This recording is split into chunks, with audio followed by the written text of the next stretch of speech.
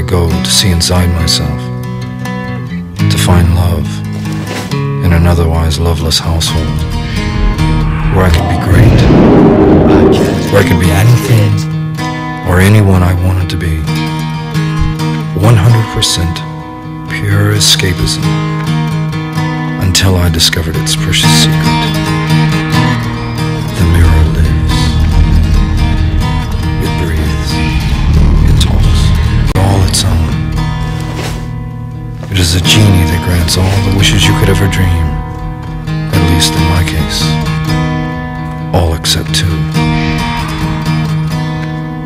It was my 14th birthday, the day that changed my life forever. My brother Michael, the one person who was my guiding light, my friend, my hero, was killed by a drunk driver in a head-on collision. I didn't even bring myself to go to his funeral. My agony was so great, I just couldn't come face to face with him that one last time. My failure to attend intensified my parents' resentment for me even more.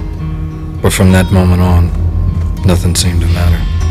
Especially that living hell called home. For 1 year after his death, I roamed the streets in a fog, barely conscious of anything or anyone. Drugs, and in general, a life I'd never known, which was exciting, frightening, wonderfully dangerous.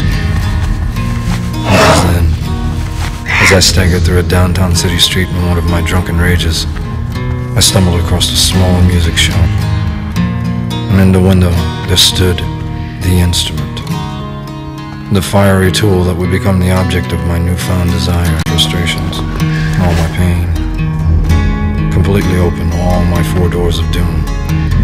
And I found myself going to the mirror for counsel, less and less.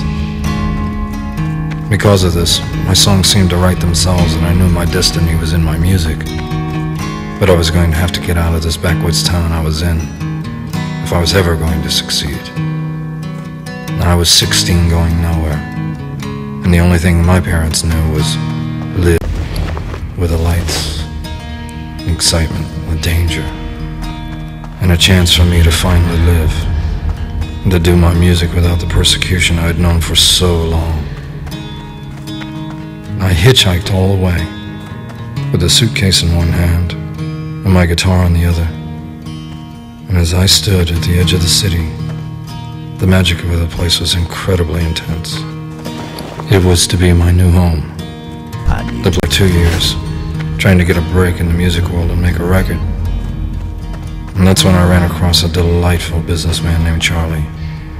He had been a lawyer for 25 years before he discovered he could fuck over more people in the recording industry than he ever could in a court of law. And he was the president of one of the biggest record companies in the world. And the music business to Charlie was nothing more than a sacrificial lamb to be led to slaughter. And the weapon of choice was his record. The great tool he would lovingly refer to as the chainsaw. The morgue, Charlie said, was the music business, where everyone sells out, where all the artists will eventually whore themselves to commercialism, the place where the music comes to die. And through him I learned everything I needed to know about the music business, and even things I didn't want to know. He said he could make me a star.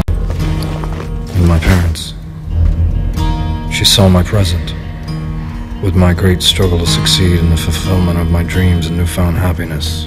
But after about 10 minutes, she stopped, and I wanted to know of my future and pleaded for her to go on. And finally she spoke. She showed me a very disturbing vision of where I was going. I told her I wanted phenomenal wealth and fame. Be careful what you wish for. It might come true. For the face of death wears the mask of the King of Mercy. I asked her if she was sure of what she had seen, and with a blank stare, she turned and walked away, leaving me with the cards and a haunting that would follow me the rest of my life. Success agreed with me with a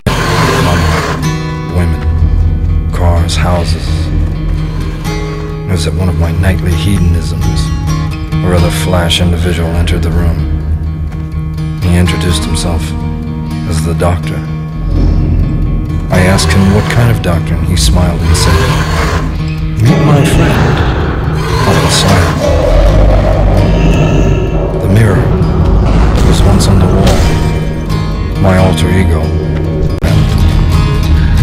and I never heard the mirror speak again. Until tonight. I was at the peak of my career, and the world saw me as I had always wanted. The idol, the great Crimson Idol. And I had everything it seemed. Everything but the one thing that would have meant more to me than anything. The pain that manifested itself into my obsession with my mother and father, who I had not spoken to since I had left home. And one morning, my manager, Alex, came in and broke up one of our nightly Easy Rider parties. And an Easy Rider party was when everybody would come over to my house. The band, the doctor, hot and cold running women, etc. And we'd watch the movie and do everything going on in the film. Humanity isn't ready yet. So I sat there, alone, in my palace of pain,